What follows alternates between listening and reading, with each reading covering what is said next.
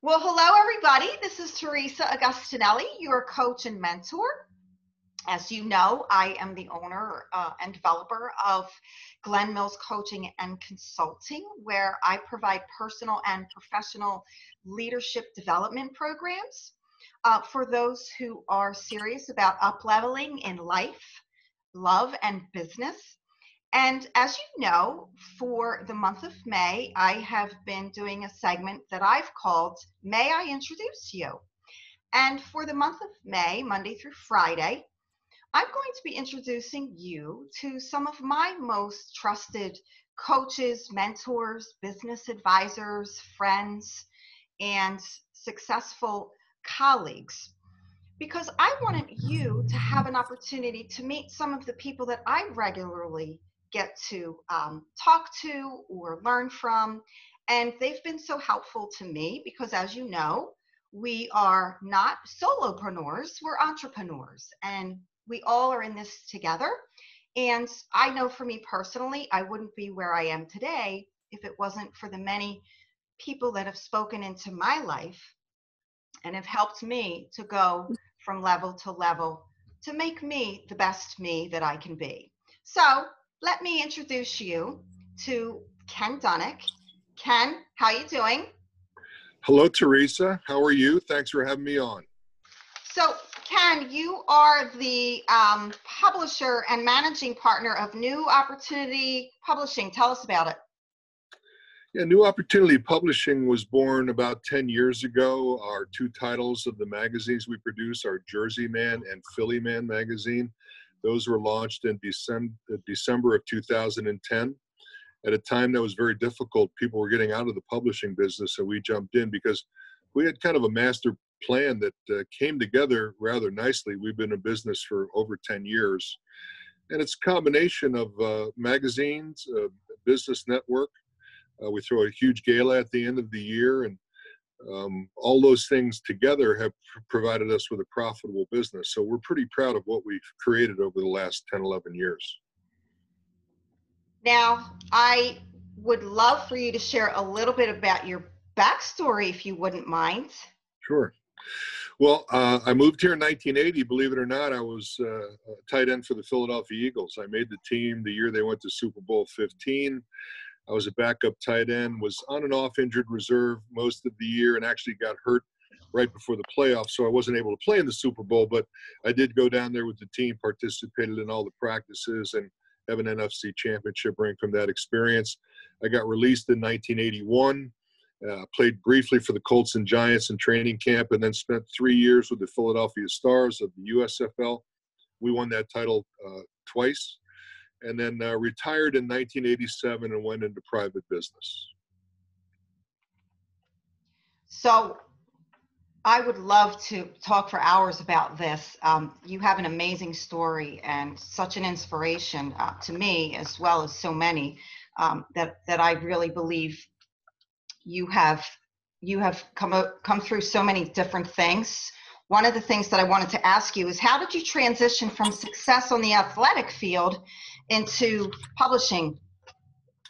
Yeah, that's a great question. I mean, I think I'm competitive by nature, and the way I feel now about business is the same way I felt on the field or the basketball court. I was actually a basketball player at Memphis State before I was a football player.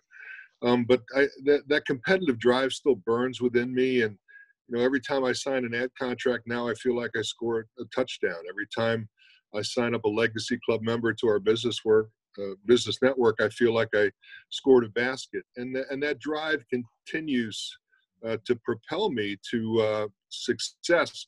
So if I've done one thing well, I've been able to transition that competitive drive from athletics to business. So how have you managed to keep this surviving and thriving during COVID-19? It's been challenging, and this COVID-19 has hit us right between the eyes. From a publishing standpoint, it doesn't really affect the magazine that much, although it may affect certain advertisers, their ability to pay us, which of course is a concern. But as far as our live events go, which is really what we're kind of famous for, it's been a kick in the teeth. I mean, we our monthly events, which you have been to, and I'm very proud to have you as a Legacy Club member, usually draw between 200 and 300 people every month at various locations in South Jersey and Philly, and those have had to be put on hold. I'm very proud that we've been able to pivot and turn this into more of a virtual meeting, and we do several of those a week. And our goal is really to connect like-minded people with their business. I've always said this is a tough situation, but we can't crawl in the fetal position in the corner. We have to work our way out of it. So what we're trying to do is make sure our members and clients are connected with other people that can help them in their business. And I think we're doing a pretty good job of that despite the circumstances. So, yeah, that's one of the things I wanted to touch on because when my husband and I met you at another networking event that I was invited to, and you invited us as a guest to one of your events. What a great event it was. Yeah, I think there was 300 people there that night. What a great time that I had. And then COVID-19 hits, and we are all now doing virtual meetups. So for the Legacy Club, I wanted to just say that the way you guys have handled the pivot is exceptional. And when I met you, one of the things that I was struck by was how you've incorporated your whole family into this process. You have a beautiful family. For those who may not know, tell us a little bit about your girls. Well, I'll start with the main girl. Daughters.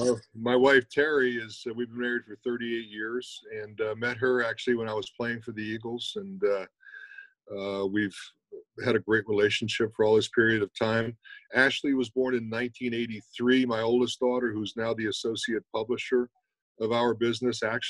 Ashley was actually born after I played on a Monday night football game. I had 2 catches.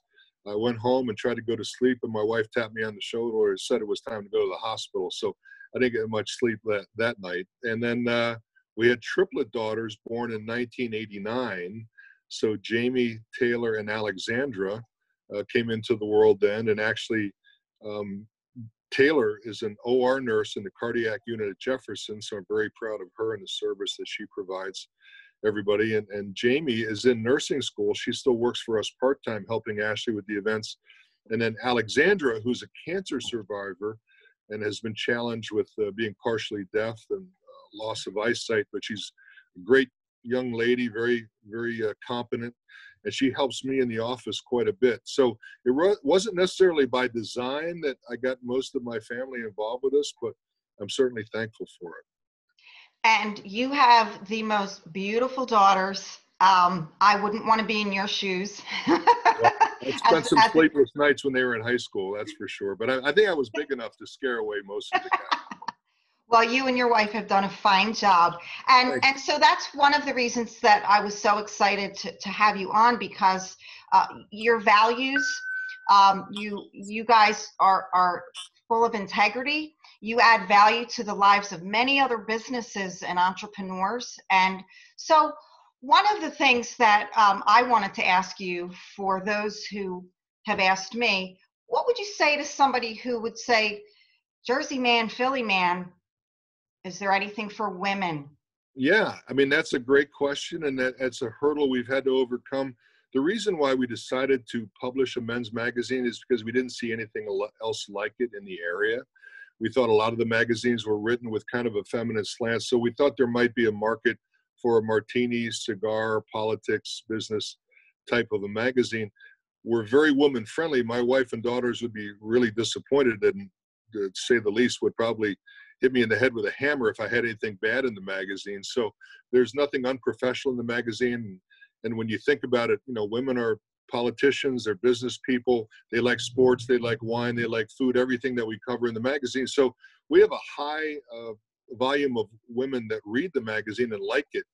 As far as our Legacy Club is concerned, I would say about 33% of the members are women, and they're very accomplished women like yourself, very professional. It's a very safe environment for them. They come in and they talk to some pretty important business people and hopefully gain some relationships from it. And so the event that I went to, I was amazed at the amount of people, the folks who were there, sharing their organizations, very philanthropic, love the community feel. And the folks that I've gotten to know from the Legacy Club, I feel are top notch. And the DNA of the Legacy Club members is one of adding value. And I just really appreciate that about the Legacy Club and you and your family. So I'm thrilled to be a member. I'm looking forward when we can be around each other face to face and attend some more of those awesome events. So, Ken, in closing, what kinds of people should be looking for you today? Well, listen, we have value as far as our advertising is concerned. The magazine is very popular, and there's brand awareness available in the magazine. As far as Legacy Club is concerned, any business person, business owner, salesperson, your success will be directly attributed to how many people that you talk to. And that's if you have, a valuable service or product. So if you have that and you want to connect with people, like-minded people that can help you, I think Legacy Club is a good option for you. We have a Chairman's Club, which is a 5-figure investment per year, business specific. And we do infomercial breakfasts and some dinners and some things for them, including an ad package. And then we have gala sponsors that sponsor our gala. Last year at the Ballroom at the Bend, we honored 6 Men and Women of the Year candidates. We had almost 500 people there and gave away $10,000 to charities. So all of those things will help you and your business. And we really think we have something at a price point for everybody. And how can people get a hold of you if they need to? And I'll Yeah, post that. When I put this up, it will go on sure. all of my social media sites, all of yours, and the information will be on there. But how can people get a hold of you? Yeah, the easiest way is email ken@jerseymanmagazine.com.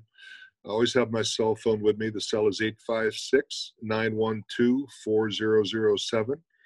And again, I welcome conversation, and not necessarily to get you to be a client. I mean, I'm a big believer in the more you give, the more you get. So if anyone calls me and wants me to help make a connection for them, I'm happy to do it. And then hopefully we'll have some sort of benefit down the road. But that's not a priority for us.